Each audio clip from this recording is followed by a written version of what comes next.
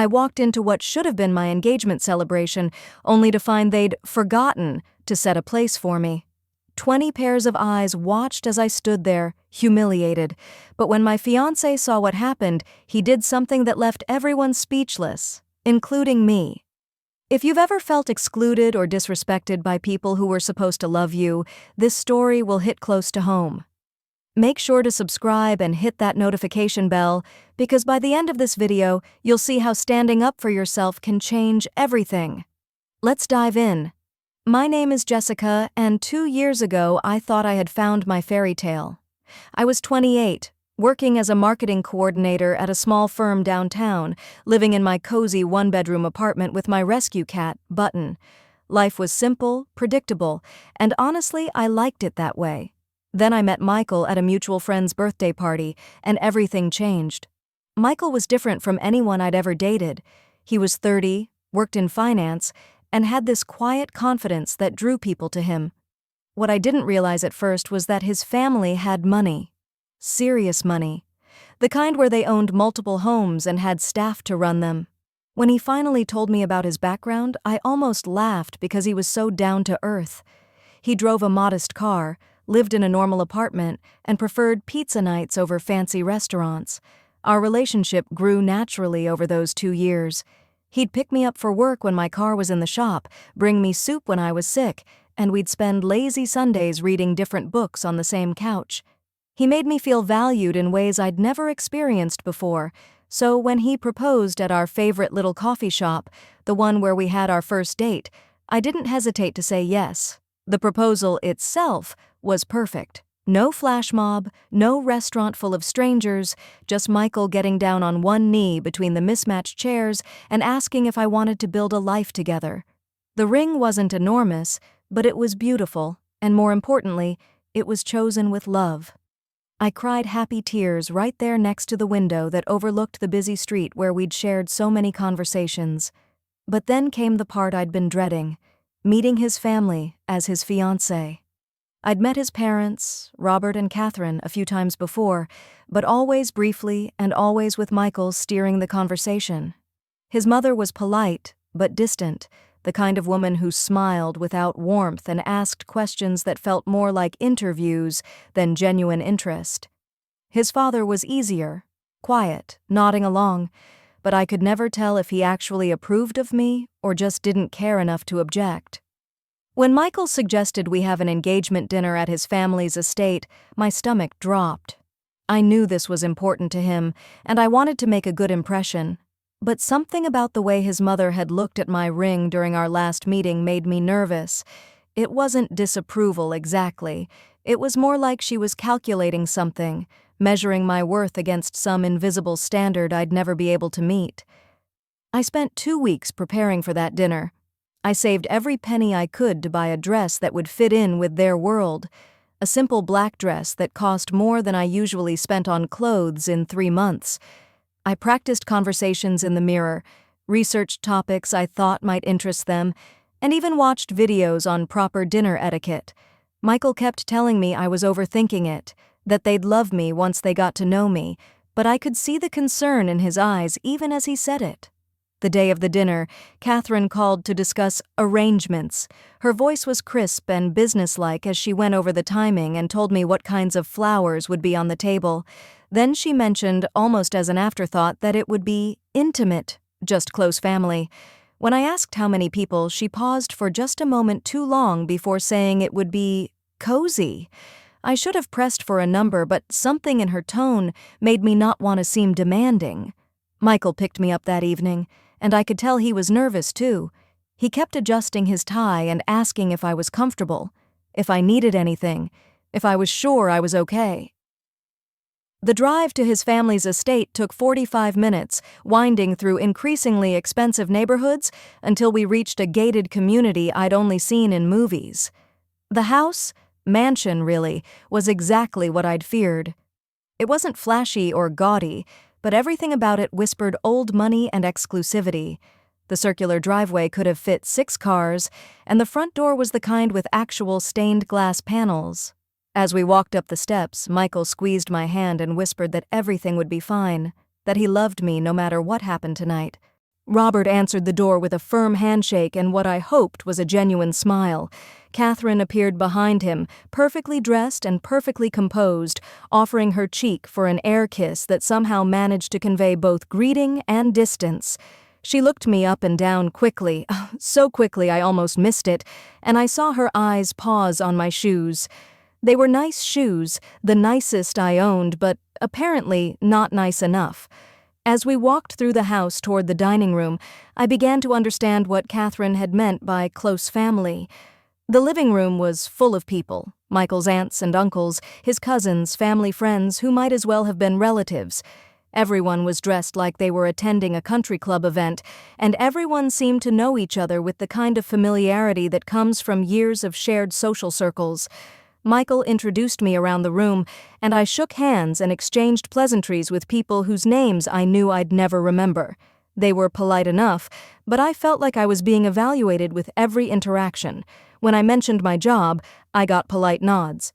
When someone asked where I went to college, I named my state school and watched their expressions shift almost imperceptibly. I wasn't failing any tests, exactly, but I wasn't passing them either. Then Catherine announced that dinner was ready, and everyone began moving toward the dining room. This was when my heart really started racing, because I knew that dinner was where the real judgment would happen. Table manners, conversation skills, knowledge of wine. All the things I'd been practicing but still didn't feel confident about. The dining room took my breath away, and not in a good way. The table was set with what had to be the family's best china, crystal glasses that caught the light from an actual chandelier, and silver that looked like it belonged in a museum. The flowers Catherine had mentioned were elaborate arrangements that probably cost more than I made in a week. Everything was perfect, elegant, and intimidating, but as people began taking their seats, I realized something was wrong. I counted the place settings once, then twice, then a third time, hoping I was making a mistake. There were exactly 20 seats at that table, and every single one of them had a name card except for one thing. There was no place for me. I stood there at the edge of the room, watching Michael's family members find their assigned seats, chatting and laughing as they settled in. Michael had stepped away to take a work call, something about a client emergency that couldn't wait. I was alone in a room full of people, and there was literally nowhere for me to sit. At first I thought maybe I'd missed something. Maybe there was a separate, smaller table, or maybe I was supposed to sit in a different room. But as the minutes ticked by and everyone got comfortable, it became clear that this wasn't an oversight.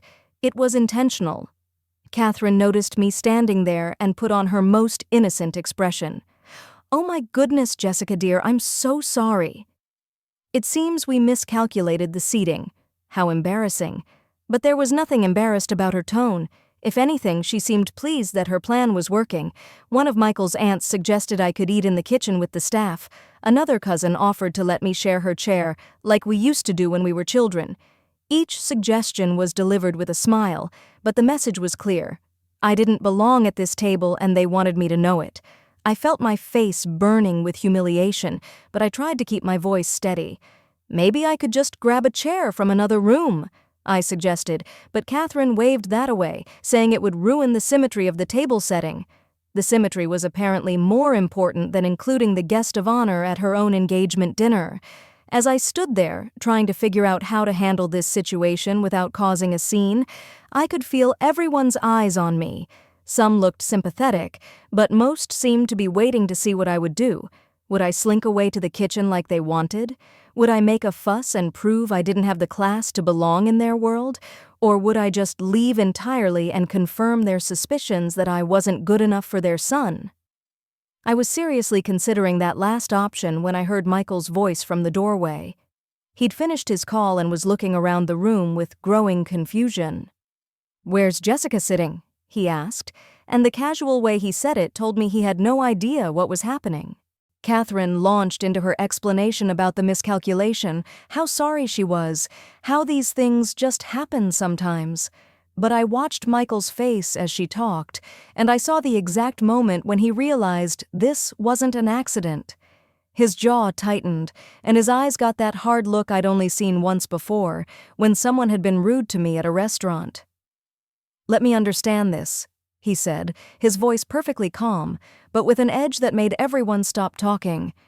"You planned an engagement dinner for my fiancée and forgot to include a seat for her?" The way he emphasized "forgot" made it clear he wasn't buying their story for a second.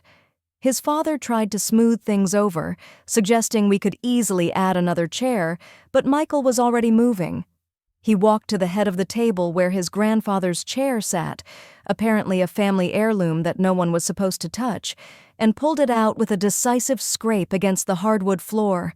The room went completely silent. I could hear the grandfather clock ticking in the hallway, could hear someone's sharp intake of breath. Catherine's face went pale, and I realized that Michael had just done something unthinkable in their family's social code.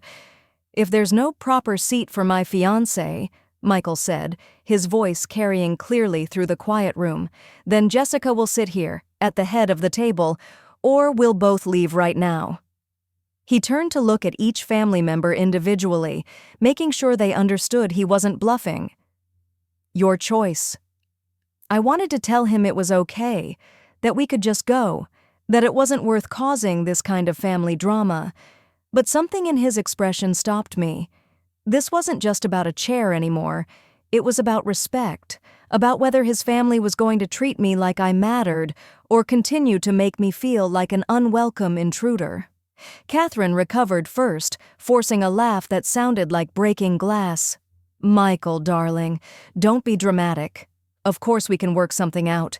But he didn't move away from the chair, didn't break eye contact with her. "I'm not being dramatic, Mom. I'm being clear. Jessica is going to be my wife, which means she's going to be family whether you like it or not. Tonight, you can choose to treat her with the respect she deserves, or you can explain to everyone why your son and his fiancée left your engagement dinner." The standoff lasted maybe 30 seconds, but it felt like an hour. I could see Catherine calculating, weighing her options, probably thinking about how this would look to the extended family and friends who were watching this unfold. Finally, she forced another smile and gestured gracefully toward the ornate chair. "Of course, dear. Jessica, please, sit wherever you're comfortable." Michael waited until I was seated in what was apparently the most important chair in the room before taking his own seat beside me. The conversation gradually resumed, but the dynamic had shifted completely. People who had barely acknowledged me before were suddenly very interested in talking to me, asking about wedding plans and complimenting my ring. Throughout dinner, I caught Catherine watching me, and I could see her recalculating her approach.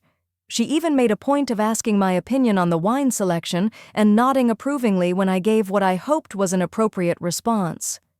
It wasn't genuine acceptance, but it was acknowledgement that I wasn't going anywhere. Later that night, as Michael drove me home, we talked about what had happened. He apologized for his family's behavior, promised it would never happen again, and told me he was proud of how I'd handled myself. But what struck me most was what he said about the chair. "That was my grandfather's seat," he explained. "In our family, only the head of household sits there. By putting you there, I was telling them that you're not just my girlfriend or my fiancée, you're going to be the woman I build my life with, and they need to respect that." I realized then that this dinner had been a test, but not the kind I'd been preparing for. It wasn't about proving I was worthy of their acceptance. It was about learning whether I was willing to stand up for myself and whether Michael was willing to stand up for me. That engagement dinner changed everything between Michael and his family. They never again forgot to include me in plans, never again made me feel like I was an outsider looking in. It wasn't because they suddenly loved me. It was because they understood that disrespecting me meant losing their son. More importantly, it taught me something about my own worth. I'd spent so much time trying to prove I belonged in their world that I'd forgotten I had value regardless of their approval. Michael didn't fall in love with me because I fit into his family's expectations. He fell in love with me because of who I was, and that was enough. We got married 6 months later in a beautiful ceremony where, yes, I sat at the head table without anyone questioning whether I belonged there. Catherine even gave a lovely speech about welcoming me to the family, and I think she actually meant it by then. That engagement dinner taught me that respect isn't something you beg for, it's something you demand. If this story resonated with you, I'd love to hear about a time when someone stood up for you in the comments below. And if you enjoyed this story of finding your voice, make sure